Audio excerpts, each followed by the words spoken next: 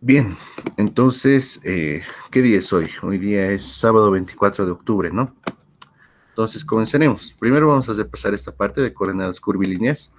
Bien, entonces, lo que vamos a ver no es nuevo en cierto sentido. Por ejemplo, aquí tenemos las ecuaciones que me transforman las coordenadas cartesianas en coordenadas polares, y aquí tenemos las ecuaciones de transformación que me llevan de las coordenadas polares a las coordenadas cartesianas. Vean que aquí x y y son ambos funciones de r y de tita, ¿no? Y aquí r y tita son ambos funciones de x y de y. Entonces, esas son las ecuaciones de transformación que me permiten ir desde un sistema de coordenadas polar a un sistema de coordenadas cartesiano. Entonces, por lo general, siempre vamos a tener ecuaciones de transformación que me van a llevar de un sistema de coordenadas a otro, y vamos a tener unas ecuaciones que nos devuelvan de ese otro sistema de coordenadas al sistema de coordenadas inicial. Entonces, aquí está un pequeño ejemplo, ¿no? De las coordenadas cartesianas a las coordenadas polares y de las coordenadas polares a las coordenadas cartesianas. Vean que aquí, para poder hallar r en términos de x y de y, ¿qué es lo que deberíamos hacer? Deberíamos elevar esto al cuadrado, sumarlo, y vamos a obtener esto, ¿no? Claro, vamos a tener que despejar r, ¿no? Bien, y aquí es donde se va generalizar un poco la idea, ¿no? Se puede generalizar mucho más, y cuando vayamos a ver o cuando vayamos a resolver este problema sobre análisis tensorial, lo vamos a ver esto de una manera más general. Pero aquí vean cómo se dice esto, ¿no? Vean que tenemos un sistema de coordenadas, es un sistema de coordenadas rectangular cartesiano con x, y, z, ¿no? Como ejes del sistema. Y vamos a tener otro sistema, u sub 1, u sub 2 y u sub 3. Entonces, lo que tenemos que tener son ecuaciones que son, son ecuaciones que me relacionan las coordenadas en un sistema cartesiano rectangular con las coordenadas de un sistema curvilíneo, que va a ser en general este u sub 1, u sub 2 y u sub 3. Por ejemplo, si este sistema de coordenadas curvilíneo fuera el sistema de coordenadas cilíndrico, esto sería r, esto sería tita y esto sería z, ¿no? Y si fuera el sistema de coordenadas esférico, esto sería r, esto sería tita y esto sería phi, ¿no? Entonces, lo que vamos a necesitar para poder trabajar con sistemas de coordenadas curvilíneos son ecuaciones de transformación que me lleven de un sistema a otro, y que a su vez de ese otro sistema yo pueda volver al sistema inicial. Estas son las ecuaciones de transformación. Entonces, bueno, aquí hay más detalle, ¿no? Pero yo lo estoy diciendo de una forma un poco, un poco resumida, ¿no? Ahora, vean lo siguiente. Vamos a analizar estas ecuaciones que tengo acá. Estas son las ecuaciones que me permiten ir del sistema de coordenadas. A ver, vean que estas ecuaciones, ¿qué es lo que yo le tengo que dar para obtener u sub 1, u sub 2 y u sub 3? Tengo que darle x, y, z, ¿no? Entonces, lo que están haciendo estas ecuaciones es llevarme de un sistema cartesiano, me están llevando de un sistema cartesiano a un sistema curvilíneo, o a un sistema de coordenadas u sub 1, u sub 2, o, bueno, y u sub 3, ¿no? Entonces, vean esto de aquí. Vean que esto de aquí es función de x, y, z. Esto de aquí es función de x, y, z. Y esto también es función de x, y, z. Ahora, ¿qué pasará si esto yo le igualara a una constante? U sub 1, u sub 2 y u sub 3. Entonces, vean que la descripción de las coordenadas curvilíneas ortogonales está empezando de esa manera. Está tomando estas ecuaciones y está diciendo que sean iguales a constantes, ¿no? Entonces, si nosotros vamos a igualar esta a una constante c sub 1, esta otra ecuación es a una constante c sub 2, y esta otra ecuación a una constante c sub 3, estas tres ecuaciones me van a representar superficies en R3 y van a tener una representación gráfica de esta forma. Por ejemplo, si esto fuera x cuadrado más y cuadrado más z cuadrado igual a 1, eso sería una superficie en R3. Por ejemplo, si esto fuera x cuadrado más y cuadrado igual a 4, sería un cilindro. Si esto fuera x más y más z igual a, qué sé yo, a 3, digamos, sería otra superficie. Entonces vean que cuando U sub 1, U sub 2 y U sub 3 son constantes, estas tres ecuaciones me van a representar tres superficies. Y esas tres superficies, que aquí las van a denominar superficies coordenadas, van a tener esta representación gráfica, ¿no? Y vean que las tres superficies, esta va a ser la superficie U sub 1, esta va a ser la superficie U sub 2 y esta va a ser la superficie U sub 3. Se van a cortar, o cada par de superficies, mejor dicho, cada par de superficies, por ejemplo, la U sub 2 y la U sub 1, se va a cortar en esta curva, o mejor dicho, va a tener una intersección que va a ser esta curva, U sub 3. La superficie U sub 2 y la U sub 3 se va a cortar en esta curva que va a ser, o mejor dicho, su intersección va a generar esta curva U sub 1. Y de la misma forma, U sub 1 intersección U sub 3 me va a dar la curva U sub 2. Entonces, vean que cuando U sub 1, U sub 2 y U sub 3 son constantes, iguales a C sub 1, C sub 2 y C sub 3 respectivamente, lo que vamos a tener va a ser una figura más o menos a esta, ¿no? Más o menos igual a ese. Bien, entonces lo que va a pasar aquí es lo siguiente. Vean que aquí yo tengo mi sistema de coordenadas cartesiano, es con el que hemos estado trabajando, ¿no? Todos nuestros problemas, es el X, el Y y el Z. Ahora, lo que quiero que vean es lo siguiente, es que cuando yo voy a intersectar estos tres, o mejor dicho, cuando se van a intersectar estas tres superficies, se van a generar estos tres ejes, pero vean que aquí estos tres ejes ya como que nos da una idea intuitiva de que es un sistema de coordenadas curvilíneo, ¿no? Vean que son como estos tres ejes, pero no son rectas en sí, ¿no? Sino son líneas curvas, ¿no? Entonces, este va a ser mi eje U sub 1, mi eje U sub 2 y mi eje U sub 3. Entonces, vean que con estas ecuaciones se está generando un sistema de referencia curvilíneo, ¿no? Ahora quiero que vean esto, porque esto es muy importante y nos va a servir cuando vayamos a ver esto de las coordenadas, o mejor dicho, cuando vayamos a hablar del análisis tensorial. Lo que vamos a tener aquí es lo siguiente. Vean que aquí esta imagen lo está tomando y lo está agrandando aquí, ¿no? Porque quiere hacer un análisis un poco más profundo. ¿Por qué? A ver, voy a hablar un poco de este del sistema de coordenadas rectangular. Ustedes recordarán que cuando nosotros representábamos un vector o un campo vectorial o una curva o una superficie, cuando los representábamos con una ecuación vectorial, ¿qué es lo que necesitábamos? ¿Qué es lo que necesitábamos para poder representar en forma vectorial? Por ejemplo, un vector, un campo vectorial, una curva o una superficie. Lo que siempre hemos necesitado, y lo podemos ver acá, es lo siguiente.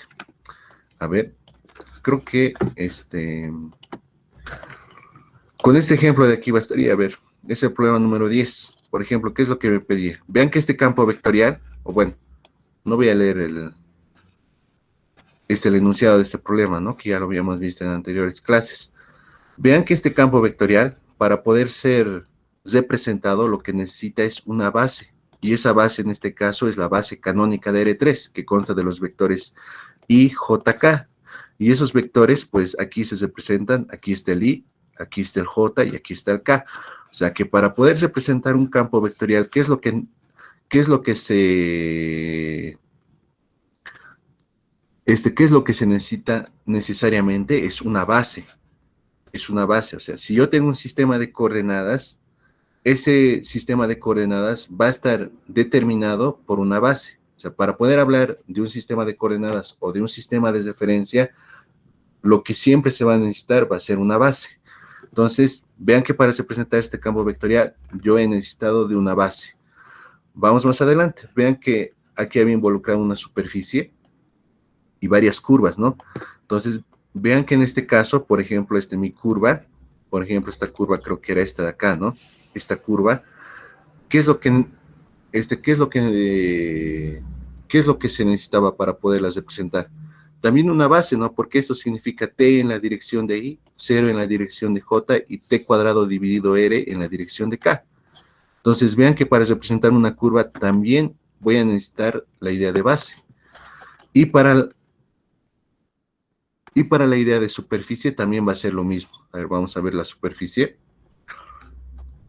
Seguramente hemos parametrizado esa superficie y para poder expresar esa parametrización en su forma vectorial, ¿qué hemos necesitado? Hemos necesitado de una base. En este caso, esto sería u coseno de b en la dirección de i, u seno de b en la dirección de j y u cuadrado partido por r en la dirección de k. Entonces, vean que cuando uno va a hablar de un sistema de coordenadas, ¿qué es lo que necesita? Necesita de una base. Entonces, para poder hablar de un sistema de coordenadas curvilíneo, ¿qué es lo que vamos a necesitar? Vamos a necesitar la idea de base. Entonces, este sistema de coordenadas, hay que aclarar cuál es la base, ¿no? Entonces, aquí va a resultar algo muy interesante. Vamos a tomar esta imagen y lo vamos a agrandar acá, ¿no? Entonces, lo que va a ocurrir aquí es lo siguiente. A ver, lo voy a agrandar para que quede claro. Entonces, vean que estamos tomando esto de acá y lo estoy colocando acá, ¿no? Ahora, vean que aquí yo tengo la intersección de las tres superficies. Las tres superficies y las tres superficies me van a generar estos ejes, ¿no? Eso ya lo había mencionado. El eje U sub 1, el eje U sub 2 y el eje U sub 3. Ahora, vean lo siguiente. Vean que para poder hablar de un sistema de coordenadas, hay que hablar primero de una base. ¿Y qué es una base? Es una colección o es un conjunto de vectores que es linealmente independiente y que genera el espacio, ¿no? Entonces, ¿cuál es la base para este sistema de coordenadas curvilíneo? Bueno, este es el siguiente y lo podemos ver aquí de forma gráfica. Vean que tengo mis tres ejes, el U sub 1, el U sub 2 y el U sub 3. Entonces, lo que vamos a hacer es para esta curva que tengo aquí, voy a hallar su vector tangente. A ese lo voy a llamar E sub 1. Luego, para este otro, vean que para esta otra curva voy a hallar igual su vector tangente y para esta otra curva también voy a hallar su vector tangente. Entonces, estos tres vectores tangentes a los ejes, a estos tres ejes, van a ser una base para mi sistema de coordenadas curvilínea, pero no van a ser la única base. Esta es una base, el E sub 1, el E sub 2 y el E sub 3 son una base. Ahora, lo que quiero que veamos aquí es lo siguiente. Es que vean que tengo esta superficie, por ejemplo, de acá, esta superficie. ¿Y qué es lo que podemos calcular de esta superficie? Puedo calcular su vector normal, ¿no? Que sería, si no me equivoco, a ver, aquí un poquito reflexionemos. ¿Cuál sería el vector normal a esta superficie? Tiene que ser uno de estos que tenemos acá. A ver, me parece que este está un poco complicado. Vamos a este, a ver. Este de acá. De esa superficie, ¿cuál sería su vectorcito normal? Sería este, ¿no? Este es sub 3, me parece que es su vector normal. De este, su vector normal es este. A ver, no estoy muy seguro. ¿Cuál es su vector normal? Pero, a ver. Aquí el gráfico no es muy claro.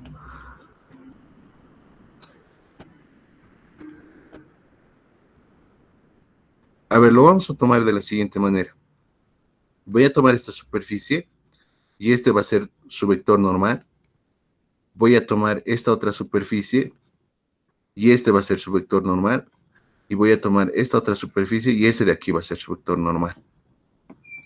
Entonces, vean que este otro conjunto de vectores, el E sub 1, el E sub 2 y el E sub 3, pero mayúsculas, son también otra base para el sistema de coordenadas curvilíneo. Entonces, aquí hay una clasificación, ¿no? Que es útil mencionarlo. Aquí las minúsculas, el E sub 1, el E sub 2 y el E sub 3, es el sistema de coordenadas, no, perdón, es la base, esta es la base contravariante del sistema de coordenadas curvilíneo. Estos, los que toman vectores tangentes a las líneas, o sea, estas curvas U sub 1, U sub 2 y U sub 3. Los vectores tangentes van a ser la base contravariante del sistema de coordenadas curvilíneo y los vectores normales a las superficies coordenadas van a ser la base covariante del sistema de coordenadas curvilíneo. Entonces, dado este sistema que tenemos aquí, vamos a tener al menos dos bases. Una base va a ser la base contravariante, que va a ser de las E minúsculas, y las E minúsculas están asociados a los vectores tangentes. Y luego vamos a tener la base covariante, que van a ser los E mayúsculas, que van a estar asociados a las normales, a las superficies coordenadas. Bien, eso que les acabo de comentar brevemente está acá. O sea, si alguien se ha perdido, pues les recomiendo que los revise esta parte de acá. Entonces, creo que con esto ya tendríamos para poder resolver unos cuantos problemas. No sé si es que hay alguna duda con respecto a esta explicación de este gráfico. A ver, un breve resumen. Lo que vamos a tener para un sistema de coordenadas curvilíneo es lo siguiente. Lo que vamos a tener es que vamos a partir en general de un sistema de coordenadas cartesiano y vamos a tener unas ecuaciones de transformación que me van a llevar de un sistema de coordenadas cartesiano a un sistema de coordenadas curvilíneo. Y también vamos a tener unas ecuaciones de transformación que me van a llevar del sistema de coordenadas curvilíneo al sistema de coordenadas cartesiano. O sea, vamos a tener ecuaciones de transformación que me llevan de un sistema al otro. Luego,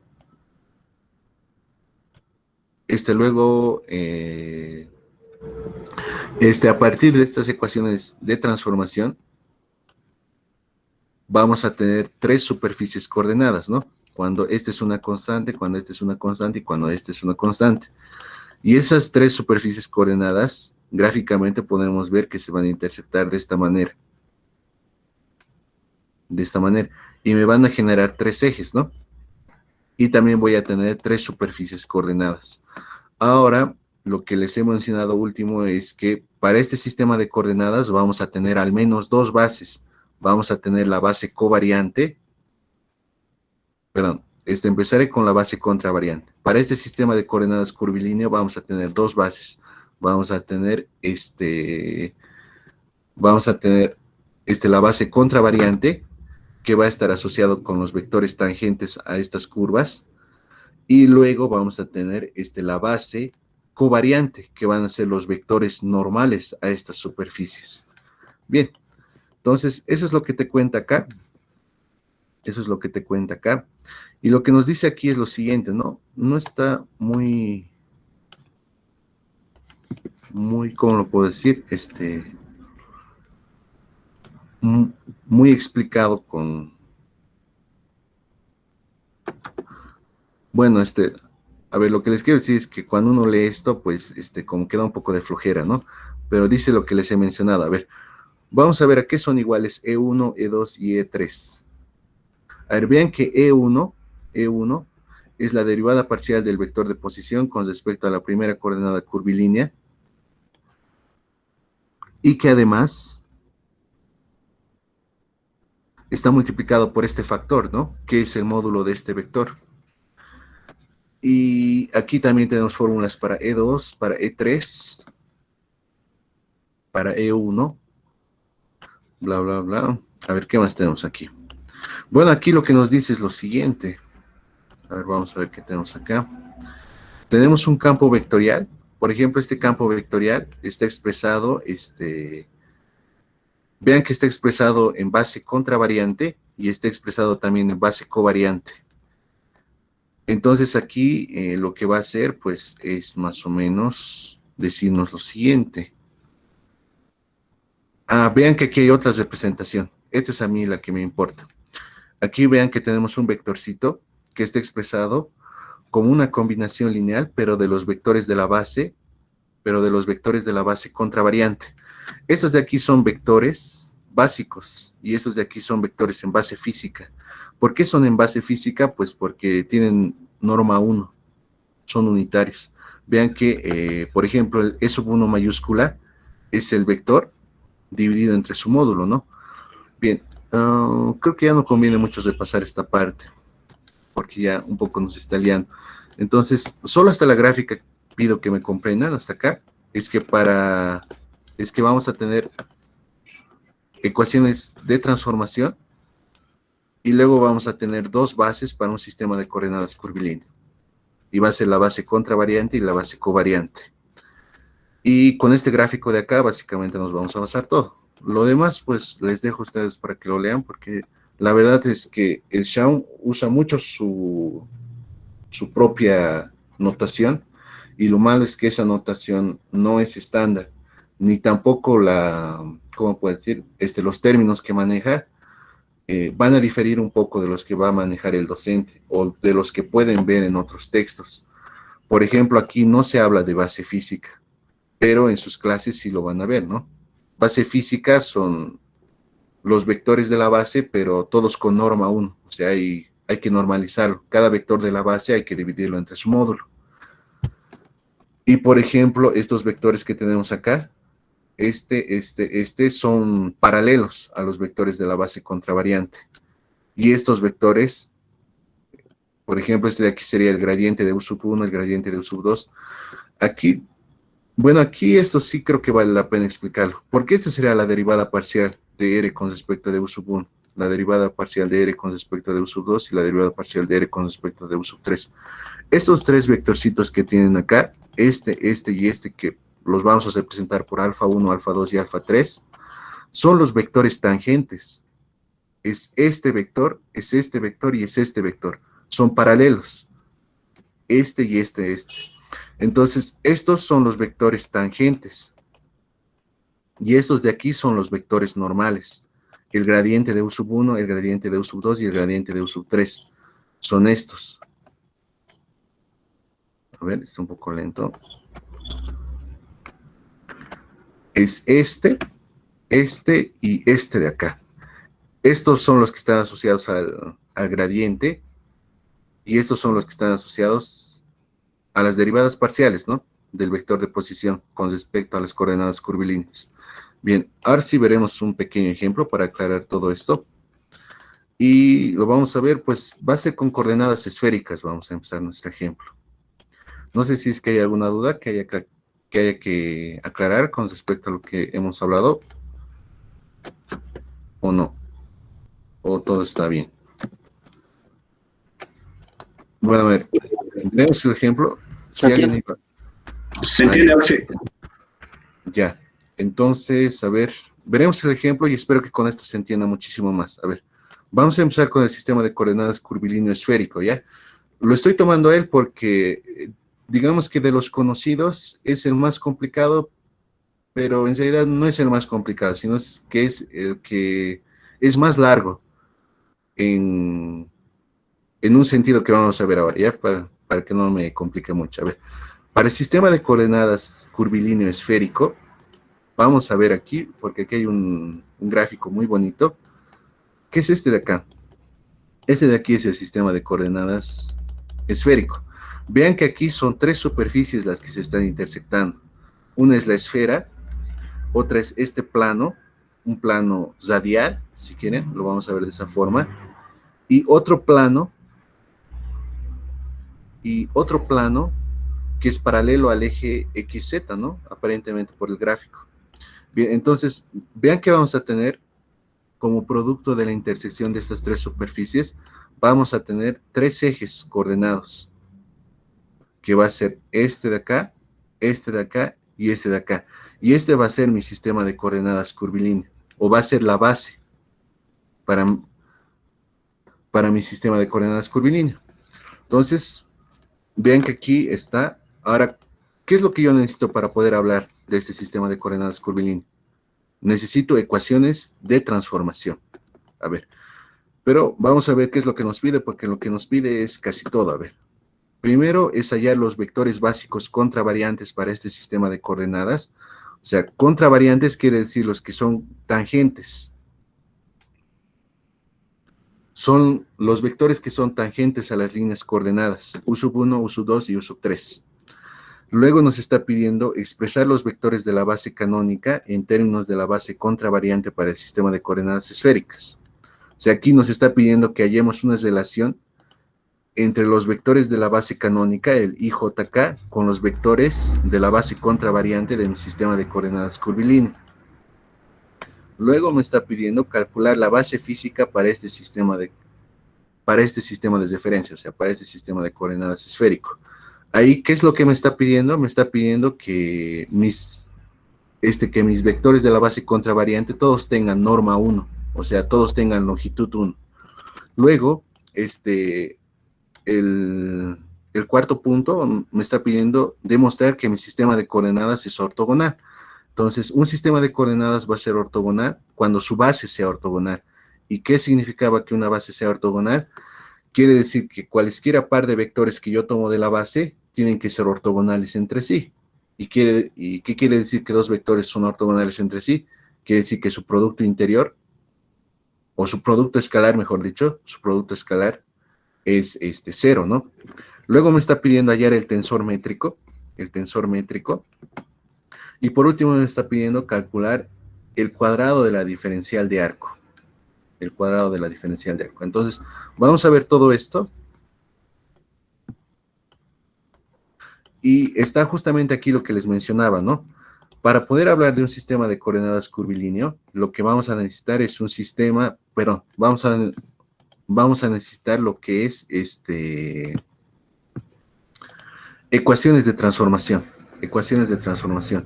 Y estas son las ecuaciones de transformación para el sistema de coordenadas esféricos, ¿no? Esto de aquí me está pidiendo, todo esto me está pidiendo para el sistema de coordenadas esférico. Entonces, estas ecuaciones, pues ustedes las conocen, ¿no? De lo que es cálculo 2. Pero vamos a verlo gráficamente, qué es lo que representan. Voy a trazar un radiovector desde el origen hasta un punto sobre la esfera de radio R. Esta esfera es de radio R. Entonces, voy a trazar un radiovector desde el origen hasta un punto de la esfera, ¿no? Entonces, vean que este vector, ¿qué magnitud va a tener? Si la esfera es de radio R, pues va a tener magnitud o módulo R, ¿no? Bien, ahora, lo siguiente que vamos a hacer es, vamos a trazar aquí una perpendicular, o sea, vamos a proyectar este vector ortogonalmente sobre el eje Z. Y lo que vamos a obtener aquí va a ser un triángulo rectángulo, ¿no? Donde su ángulo de 90 grados va a estar acá. Y luego, ¿qué vamos a hacer? Pues, este segmentito de acá va a medir ¿cuánto? Z, ¿cuánto va a medir? Z va a medir R coseno de tita, donde tita es este ángulo que está acá. Entonces, lo que vamos a tener acá, vamos a tener que Z va a ser igual a R coseno de tita. Luego, lo que vamos a hacer es este vector, o mejor dicho, este segmento que voy a tener acá, lo voy a proyectar acá, y su proyección va a ser esta. Y aquí vean que la proyección va a formar un ángulo phi, ¿no? Y ese ángulo phi, pues, me va a permitir obtener la siguiente relación. Esto de aquí va a ser una proyección ortogonal, ¿no? Y esto de aquí también va a ser una proyección ortogonal, de tal forma que aquí tenga 90 grados y aquí tenga 90 grados. Entonces, este X, ¿cuánto va a ser? Va a ser esta magnitud por el coseno de phi. Esta magnitud de aquí, ¿cuánto es? Esa magnitud va a ser R seno de phi. Perdón, va a ser R seno de tita. Esto va a ser R seno de tita por el coseno de phi, ¿no? R seno de tita por el coseno de phi. R seno de tita por el coseno de phi. Y esto va a ser R coseno de tita. Esto de aquí mide R coseno de tita. Y esto de acá va a ser R coseno. No, perdón. Va a ser R seno de tita por el coseno de phi. No, por el seno de phi, perdón. Por el seno. Porque va a ser esto de acá, ¿no? Este segmento va a ser congruente o va a ser del mismo tamaño que ese de acá. Entonces, bueno, creo que no está muy bien explicado, pero a partir de este gráfico se va a deducir lo que son estas ecuaciones de transformación. Bien, ahora vean lo siguiente. Vean que yo tengo el vector de posición. El vector de posición es este de acá. Y el vector de posición, pues, va a tener coordenadas X, Y, Z. Pero vean que las ecuaciones de transformación, ¿qué es lo que me están diciendo? Me están poniendo X en términos de R, tita y phi, y en términos de r, tita y phi, y z en términos de r, tita y phi, ¿no? Bueno, aquí phi no aparece en la tercera ecuación, ¿no? Entonces, lo que podemos hacer es reemplazar estas tres ecuaciones acá. Las voy a reemplazar acá, ¿no? Ahora lo que voy a hacer es voy a hallar el alfa 1, el alfa 2 y el alfa 3. El alfa 1, alfa 2 y alfa 3. Estos son vectores. Entonces, ¿qué es el alfa 1? El alfa 1 es la derivada parcial del vector de posición con respecto a r. El alfa 2 es la derivada del vector de posición con respecto a tita. Y el alfa 3 es la derivada del vector de posición con respecto a phi. Entonces, lo que vamos a tener aquí es lo siguiente. Estos de aquí son los vectores básicos contravariantes. Y pues bueno, lo que vamos a hacer es derivar, por ejemplo, este de acá. Hay que derivar cada coordenada con respecto de r. Entonces aquí, pues, la derivada parcial de r la derivada parcial de esto con respecto de r va a ser esto, ¿no? Lo propio para esto, ¿no? Y de la misma forma tenemos que derivar para cada uno. Entonces, vean que con esto ya hemos obtenido el alfa 1, alfa 2 y alfa 3. Alfa 1, alfa 2 y alfa 3. Entonces, este alfa 1, alfa 2 y alfa 3 son vectores paralelos a este y a este. Son vectores paralelos. O sea, para poder obtener estos, lo único que tengo que hacer es dividirlos entre su módulo.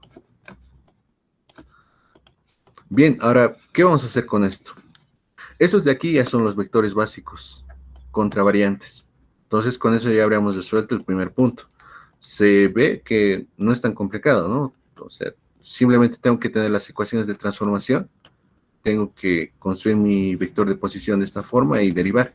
Y esos de aquí ya son mis vectores básicos contravariantes. Bien, ahora, ¿qué más podemos hacer? Vean que esto de aquí que hemos hecho, también lo podemos ver de la siguiente forma.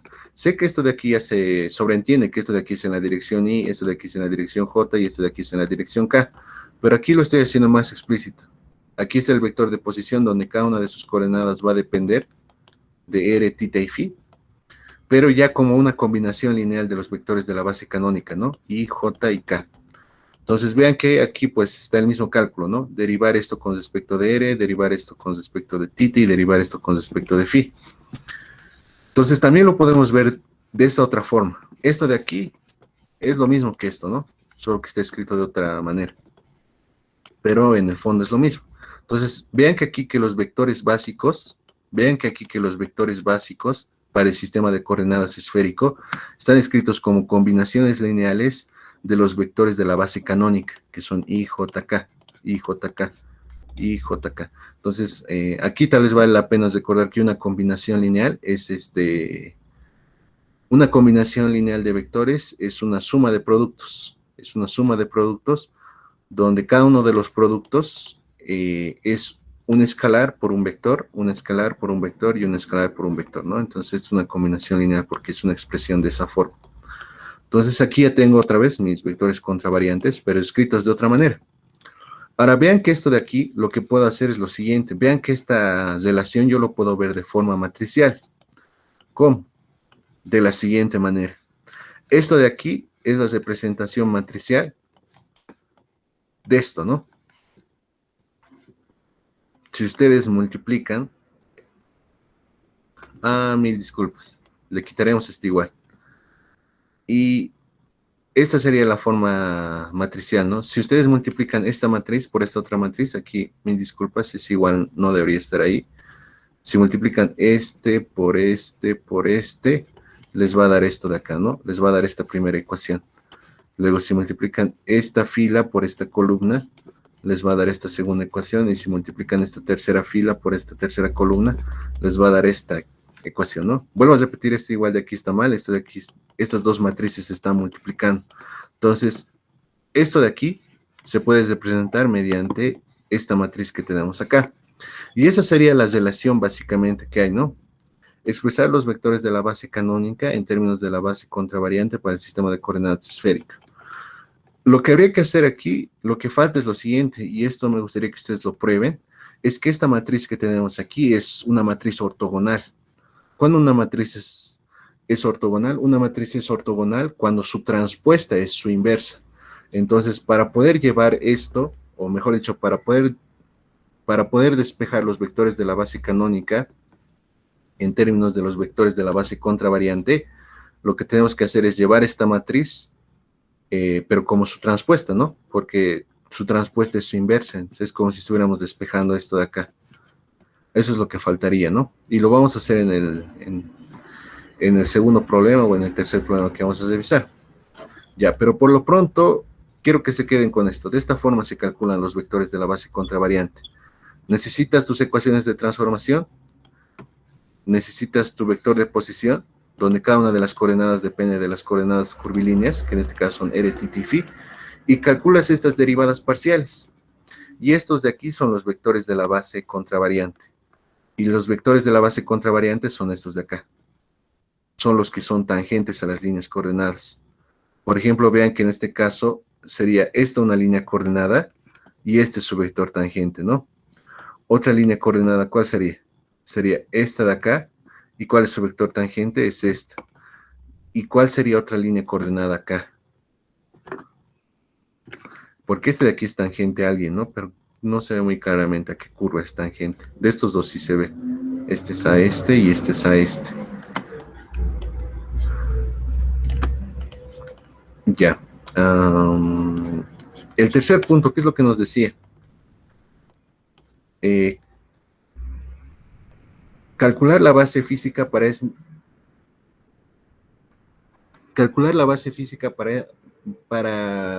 este mismo sistema de referencia. Entonces, ¿cómo vamos a calcular la base física? Bien, la base física se va a hallar a partir de esta base que tenemos acá, que esta de aquí es la base contravariante. Si ustedes hacen el producto escalar entre estos vectores, entre alfa 1 y alfa 2, entre alfa 1 y alfa 3 y entre alfa 2 y alfa 3, les va a dar 0. Este sistema es un sistema de coordenadas ortogonal. Entonces, ¿qué es lo que nos faltaría para tener un sistema de coordenadas ortonormal? Nos faltaría normalizarlo, ¿no?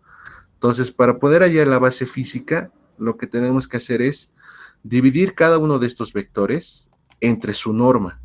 Eso es lo que significa la base física. Es que el sistema de referencia tiene una base donde cada uno de sus vectores tiene norma 1 o tienen longitud 1. Entonces, eso es justamente lo que vamos a hacer acá. Nuestros vectores de la base física van a ser representados por I1, I2 e I3, donde I1 va a ser alfa 1, pero dividido entre su norma, ¿no? O multiplicado por el inverso de su norma. I2 va a ser alfa 2, pero multiplicado por el inverso de su norma. E I3 va a ser alfa 3, pero multiplicado por 1 sobre alfa 3, pero en norma, ¿no? Bien, entonces, lo que vamos a tener en este caso, vean que la norma de alfa 1, la norma de alfa 2 y la norma de alfa 3 va a ser lo siguiente. La norma de alfa 1 va a ser la raíz cuadrada de alfa 1 escalarmente alfa 1. La norma de alfa 2 va a ser la raíz de alfa 2 escalarmente alfa 2 y lo propio para alfa 3. Entonces, si ustedes toman este vector, alfa 1, y le hacen el producto interior consigo mismo, o hacen el producto escalar alfa 1 con alfa 1, les va a dar 1, ¿no? Y hay que sacarles raíz, ¿no? La raíz cuadrada de 1, pues va a ser 1. De la misma manera, si vamos a hacer aquí, alfa 2 escalarmente alfa, vamos a hacer alfa sub 2 escalarmente alfa sub 2, vamos a obtener ¿qué? A ver, aquí en este caso intentaremos hacerlo mentalmente. Voy a tener esto al cuadrado y esto al cuadrado, ¿no? De aquí voy a factorizar r coseno cuadrado, no, de aquí voy a factorizar r cuadrado coseno cuadrado de tita. Y voy a tener r cuadrado más seno cuadrado de tita, ¿no? Entonces de ahí voy a factorizar el r al cuadrado y esto va a ser igual a r al cuadrado, ¿no? O sea, solo es cuestión de elevar esto al cuadrado, esto también al cuadrado, esto también al cuadrado y sumarlo, ¿no? También lo propio para esto. Entonces vean que aquí se va a usar mucho una identidad trigonométrica para poderlo simplificar de esta forma, ¿no? Entonces, alfa sub 2 escalarmente alfa sub 2 va a ser r al cuadrado, alfa sub 3 escalarmente alfa sub 3 va a ser r cuadrado, Aquí hay un pequeño error, esto va a ser seno cuadrado de tita. En raíz va a ser r, y esto va a ser r seno de tita. Aquí voy a repetir aquí un error, esto debería ser al cuadrado. Entonces, si nosotros dividimos nuestros vectores de esta forma, por su norma, para que sean unitarios, vamos a obtener esto. Esto de aquí es la base física. Esto de aquí es la base física. Este I sub 1, I sub 2 e I sub 3 son estos. I sub 1, I sub 2 e I sub 3. Perdón, este va a ser I sub 1, I sub 2 e I sub 3. Entonces, estos van a ser los vectores en base física, solo que aquí no te lo dice y los está denotando de esta manera. Pero si no me equivoco, el ingeniero los representa de esta forma. I sub 1, I sub 2 e I sub 3. Entonces aquí me estoy un poco intentando adecuar a lo que están llevando en clase, ¿no? Bien, entonces ya sabemos cómo calcular los vectores de la base contravariante, que es esto de acá. Y también ya sabemos calcular los vectores de la base física.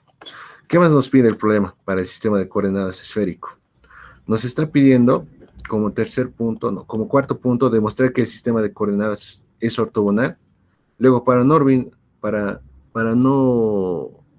olvidarnos, pues nos está pidiendo también hallar el tensor métrico. Y por último, calcular el cuadrado de la diferencial de arco, que es esto de acá.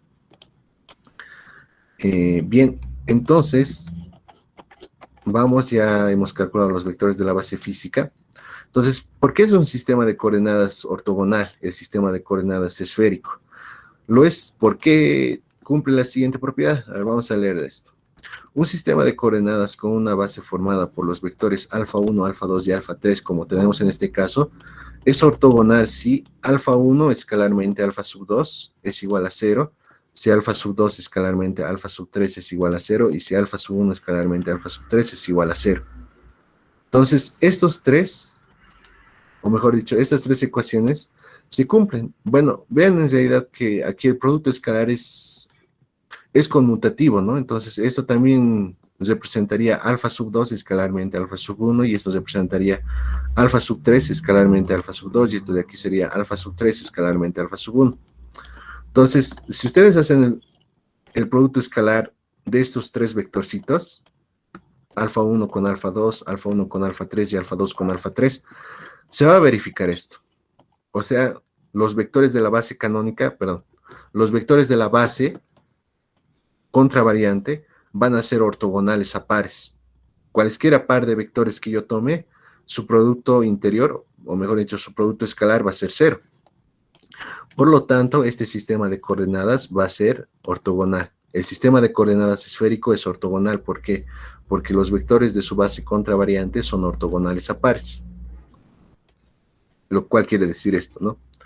Ahora vamos a calcular el tensor métrico, que está definido de la siguiente forma.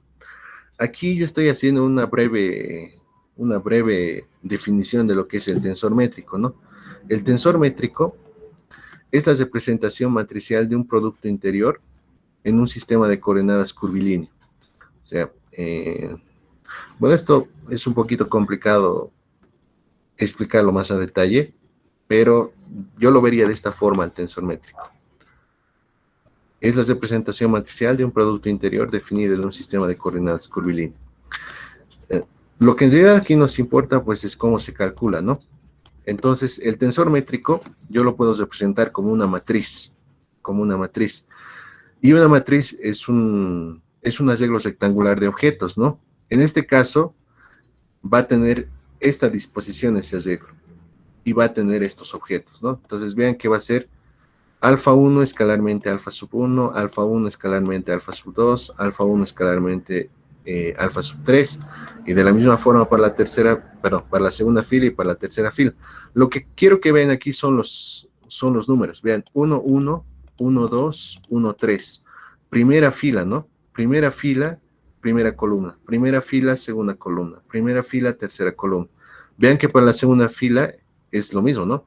Segunda fila, primera columna, segunda fila, segunda columna, segunda fila, tercera columna, tercera fila, primera columna, tercera fila, segunda columna, y tercera fila, tercera columna, ¿no?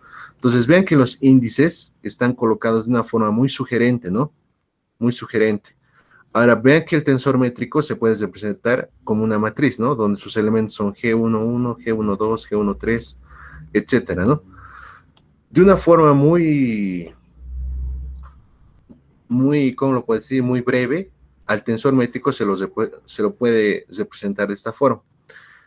G de PQ va a ser alfa sub P escalarmente alfa sub Q, donde P toma valores enteros entre 1 y 3 y Q toma valores enteros entre 1 y 3. O sea, los valores que toma son 1, 2, 3 y Q toma los valores 1, 2, 3, ¿no? Vean que aquí se está cumpliendo eso, ¿no? Están todas las variaciones posibles. 1, 1, 2, 3, 1, 2, 3, ¿no? Entonces, el tensor métrico se calcula de esta forma. Y vean que el cálculo del tensor métrico, ¿de quiénes depende? El cálculo del tensor métrico va a depender de la base contravariante, ¿no? Yo tengo que tener estos tres vectores y los productos escalares de estos tres vectores a pares son los que me van a dar los coeficientes del tensor métrico o los elementos de la matriz que representa el tensor métrico. Entonces, vean que en este caso, ¿qué vamos a tener? Como estamos en un sistema de coordenadas ortogonal, este va a ser 0, este va a ser 0 y este va a ser 0. Ahora, como el producto interior es conmutativo, o perdón, como el producto escalar es conmutativo, entonces este de aquí también va a ser 0, este de aquí también va a ser 0 y este de aquí también va a ser 0, ¿no? Y eso es justamente lo que estamos descartando aquí, ¿no? Ahora, vean que el G11 va a ser igual a alfa 1 escalarmente alfa sub 1, y eso va a ser 1.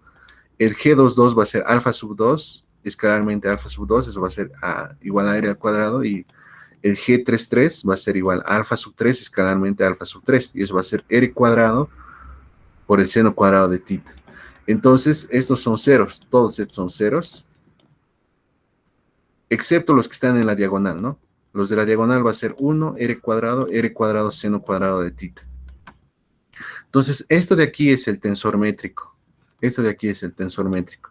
Y les vuelvo a repetir, el tensor métrico, su cálculo de qué va a depender de los vectores de la base contravariante. Bien, ahora, lo que nos falta ahora calcular es lo que nos falta calcular es el cuadrado de la diferencial de arco, que es esto de acá.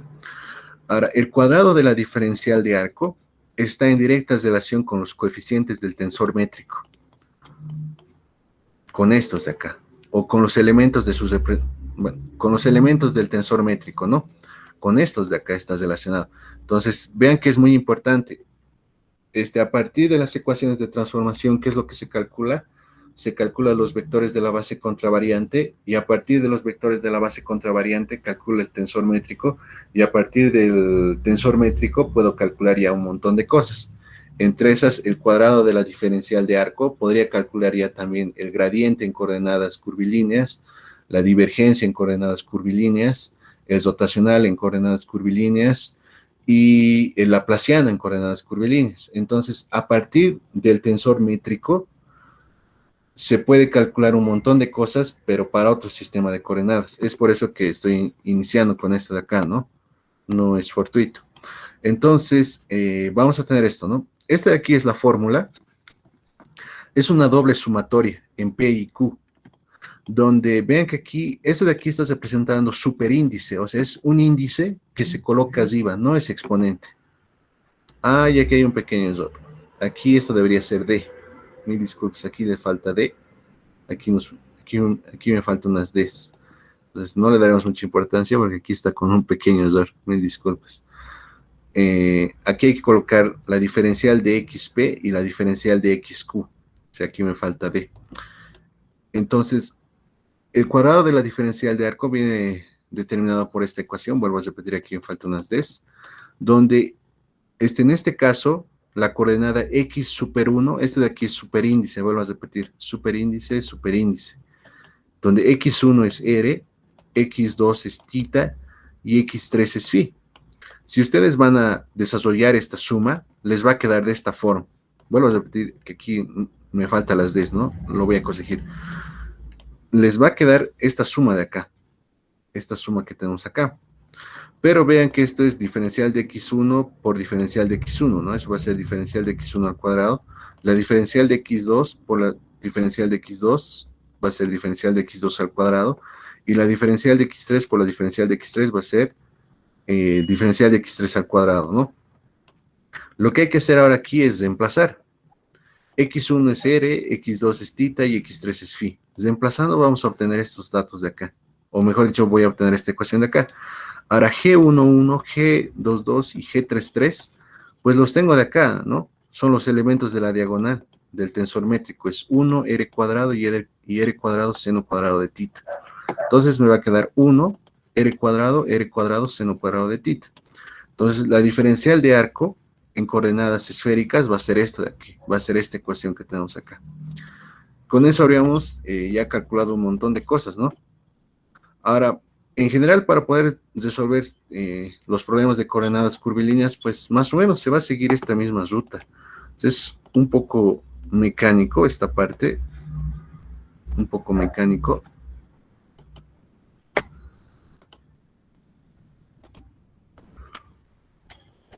Y a ver, bueno, pasemos al siguiente problema. No sé si es que hay alguna duda.